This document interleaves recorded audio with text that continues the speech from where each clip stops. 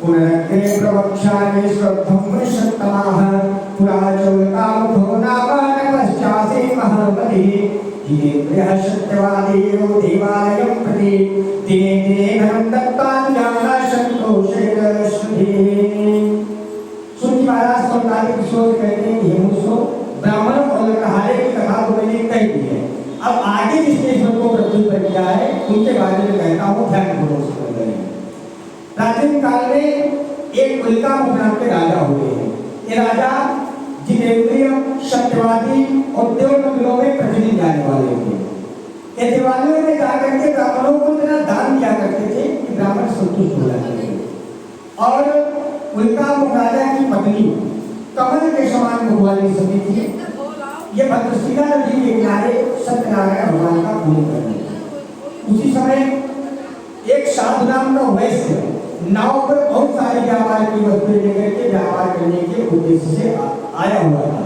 जब साधु ने देखा कि राजा उल्कामुख अपनी स्त्री के साथ में मिलकर किसी देवता का पूजन कर रहे हैं, तो नाव को नदी के किनारे खड़ी कर दिया और उल्कामुख राजा के पास में जाकर कहने लगे कि राजन, आपकी स्त्री के सहित किस देवता का पूजन कर रहे हैं? इस पूजन को करने का क्या लाभ प्राप्त होता है? इस पूजन को करने का क्या अभिप्राय है? तो सब वो राजा उल्कामुख कहने लगे कि साधु, भगवान की कृपा से मेरे पास राज्य, संपदा, धन, दौलत सब कुछ है, लेकिन आज तक मेरे को संतान नहीं हुई है। इसलिए हे साधु, संतान की इच्छा से मैं सत्यनारायण भगवान का पूजन कर रहा हूँ। तो साधु ऐसे कहने लगा कि राजन, तब तो इस व्रत का सारा ध्यान आप मुझे भी बता दें, क्योंकि मेरे पास भी राज्य, संपदा, धन, दौलत सब कुछ है, लेकिन आज तक मेरे भी कोई संतान नहीं हुई है।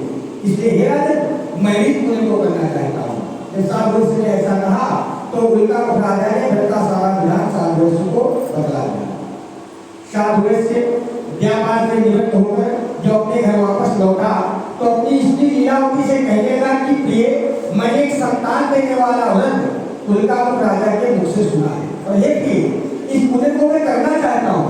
तो साधु की स्त्री कहने लगी कि स्वामी, ये तो बहुत ही उत्तम विचार है, कल प्रातः काल ही पूजन को कर लिया जाए। साधु से कहने लगा, अभी बेकार में झटके होगी, संतान हो जाएगी तो पूजन भी कर लिया जाएगा। अपने पति के मुख से इस प्रकार के वचन को सुन करके साधु की स्त्री चुप हो गई और घर के अन्य कार्यों में व्यस्त हो गई। सत्यनारायण भगवान की कृपा से धीरे धीरे समय बीता और सत्यनारायण भगवान की कृपा से लीलावती गर्भवती हो गई और 10 माह पश्चात एक कन्या को जन्म दिया। कन्या रक्त की तरह थी, वो दिन दिन इस प्रकार से बढ़ने लगी जैसे शुक्ल पक्ष का चंद्रमा बढ़ता है। नित्य प्रतिकलाओं से बढ़ने के कारण आचार्यों ने नामकरण नामक संस्कार के समय पर उस कन्या का नाम कलावती रख दिया। एक दिन साधु की स्त्री साधु से कहने लगी कि स्वामी, आपने जो व्रत किया था कि संतान होने पर मैं सत्यनारायण भगवान का पूजन करूंगा, क्या वो पूजन नहीं करोगे? साधु से कहने लगा कि प्रिय, इस कन्या की छठी, ब्रह्म, नामकरण जैसे संस्कारी कार्यों में बहुत सारा धन खर्च हो गया है, इसलिए हे प्रिय, इस पूजन को मैं इस कन्या के विवाह के समय पर अवश्य करूंगा। इस प्रकार से कहकर के नगर भ्रमण करने के लिए चला जाता है। इधर कलावती कन्या कला बढ़ती हुई थोड़े ही समय पिता के घर में सयानी हो गई और एक दिन अपनी सहेलियों को लेकर नगर भ्रमण करने के लिए गई थी। वहां पर साधु की दृष्टि कन्या पर पड़ी तो नौकरों को बुलाया और आदेश दे दिया कि मेरी कन्या के लिए कुछ सुंदर और श्रेष्ठ वर खोज के ले आओ, मेरी कन्या विवाह की योग्य हो गई है। अपने नौकरों को भेज दिया। नौकर लोग कांचनपुर नामक नगर को गए और वहां से एक वैश्य पुत्र को ला करके साधु के सामने प्रस्तुत कर दिया। साधु से अपनी कन्या के योग्य समझ करके अपनी कन्या का विवाह उस वैश्य पुत्र के साथ में धूमधाम के साथ संपन्न कर दिया। किंतु दुर्भाग्यवश सत्यनारायण भगवान का उत्तर पूजन करना विवाह के समय भी भूल गया, जिससे सत्यनारायण प्रभु खुश हो गए और साथ दे दिया कि साधु, तुझको भविष्य में कठिन से कठिन तथा महान दुख होगा। इधर व्यापार में कुशल साधु से अपने दामाद को लेकर व्यापार करने के लिए राजा चंद्रकेत की नगरी रत्नसार को ले जाकर के अपना व्यापार आरंभ कर देता है और इधर प्रतिज्ञा भ्रष्ट साधु को सत्यनारायण प्रभु साथ देकर के एक योजना बना लेते हैं। युक्ति बनाते हैं कि जहाँ पर साधु से व्यापार करने के लिए गया था, वहाँ के राजा चंद्रकेत के यहाँ पर 2 चोरी करते हैं।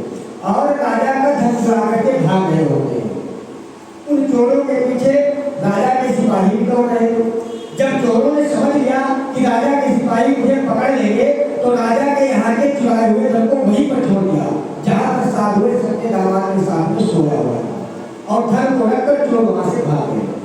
जब राजा के सिपाही है राजा का धन रखा हुआ पाया तो उन दोनों वैश्य पुत्रों को ही चोर समझ लिया, उनको बंदी बना लिया और राजा के सामने प्रस्तुत करते हुए कहने लगे कि राजन, हमने उन दोनों चोरों को पकड़ लिया है जो आपका धन चुरा करके भाग रहे थे, इनके लिए क्या किया है? राजा ने कहा कि दोनों को दृढ़ता से मार करके महादुर्ग के कारागार में डाल दो। सत्यदेव भगवान की माया के कारण राजा ने उन वैश्य पुत्रों की एक भी बात नहीं मानी और सारा धन अपने महल में रखवा लिया। वहां पर उन वैश्य पुत्रों का तो यह हाल हुआ, घर पर उनकी स्त्रियों को भी अत्यंत दुख प्राप्त हुआ। उनका जो धन था वो सब नष्ट हो गया था, चोर उठा ले गए थे। माता और पुत्री मानसिक रूप से पीड़ित होकर के घर में भिक्षा मांगने लगी थी। एक दिन कलावती कन्या भिक्षा मांगते मांगते ब्राह्मण के घर पहुंच गई। वहां पर सत्यनारायण भगवान का पूजन हो रहा था। पूजन में बताया जा रहा था कि ये पूजन दुखों से मुक्त करने वाला है, धन धान्य को बढ़ाने वाला है, मनवांछित फल दान करने वाला है। तो ये सब सुन करके कलावती कन्या बैठ जाती है और पूजन देखती रहती है। जब पूजन समाप्त होता है तो प्रसाद लेकर अपने घर वापस आती है। जब गौरी रात बीतने पर कलावती कन्या अपने घर पहुंचती है तो उसकी मां लीलावती क्रोध करके कहती है कि पुत्री, इतनी रात बीत गई तो कहां घूम रही थी, तेरे मन में क्या चल रहा है? तो कलावती कन्या कहने लगी कि माता, मैं सत्य कहती हूँ, मैं एक ब्राह्मण के घर में भिक्षा मांगने के लिए गई थी। वहां पर सत्यनारायण भगवान का पूजन हो रहा था और उस पूजन में बताया जा रहा था कि ये पूजन दुखों से मुक्त करने वाला है, धन धान्य को बढ़ाने वाला है, मनवांछित फल दान करने वाला है। फिर प्रसाद और कथा का मामला बताया गया कि प्रसाद को त्याग कर नहीं जाना चाहिए, कथा को छोड़ करके नहीं जाना चाहिए। इसलिए हे माता, मैं वहीं पर बैठी रही और जब प्रसाद वितरण हुआ तो प्रसाद लेकर घर आई। कन्या के मुख से इस प्रकार के वचन को सुन करके लीलावती को साधुवश का किया हुआ संकल्प याद आ जाता है। तो कहती है कि पुत्री, कल तुम भी पूजन की सामग्री इकट्ठी करो, हम भी सत्यनारायण भगवान का पूजन करेंगे। इस प्रकार से उस स्त्री ने भी सत्यनारायण भगवान का पूजन किया और भगवान से प्रार्थना की कि हे प्रभु, ये मेरे पति और दामाद शीघ्र घर वापस आ जाएंगे तो मैं आपका फिर से पूजन करूंगी। हे प्रभु, मेरे पति और दामाद से जो भी अपराध हो गया हो उसे क्षमा कर दीजिए। इस प्रकार से कह करके विलाप करने लगी, रोने लगी। तब दीनदयाल प्रभु प्रसन्न हो गए और राजा चंद्रकेतु को स्वप्न में जाकर कहने लगे कि राजन, तुमने तो दोनों वैश्य पुत्रों को चोर समझ करके बंदी गृह में डाल रखा है, कल प्रातःकाल ही उन्हें मुक्त कर दो। ये तुम ऐसा नहीं करोगे तो मैं तुम्हें तुम्हारे राज्य पुत्र और धन से नष्ट कर दूंगा।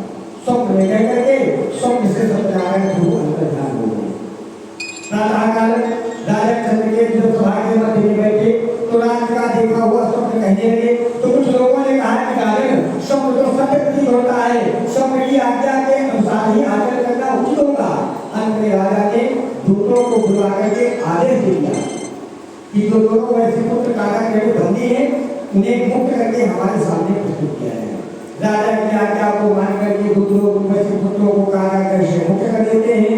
राजा के सामने प्रस्तुत करते हैं किंतु साधुवैश्य अपना पहले के अवतार को सोच करके भय के कारण मौन रहता है। तब राजा चंद्रकेतु की ओर देखकर कहते हैं कि साधु, तुम लोगों को जो दुख प्राप्त हुआ है ना, वो सत्यनारायण भगवान की कृपा से हुआ है, इसमें हमारा कोई दोष नहीं है, आप लोग निर्भय हो जाए। इस प्रकार से कहकर के उनकी हथकड़ियां कटवा दिया, बाल बनवाने की आज्ञा दे दिया। दोनों ने अपने बाल बनवाए, फिर मीठे मीठे बच्चों से संतुष्ट कर दिया, सुंदर सुंदर आभूषणों से सुसज्जित कर दिया और उनका जो धन ले लिया था उसका दुगना करके उन्हें वापस कर दिया। और कहने लगे कि साधु, आप अपने नगर को प्रस्थान करो। साधु से कहने लगा कि राजन, यदि आपकी आज्ञा है तो हम घर जा रहे हैं। इस प्रकार से कहकर के दोनों वैसे पुत्र अपने घर को प्रस्थान कर देते हैं। सत्यनारायण सत्यनारायण जगदीशाय बोले सत्यनारायण भगवान की जय हो।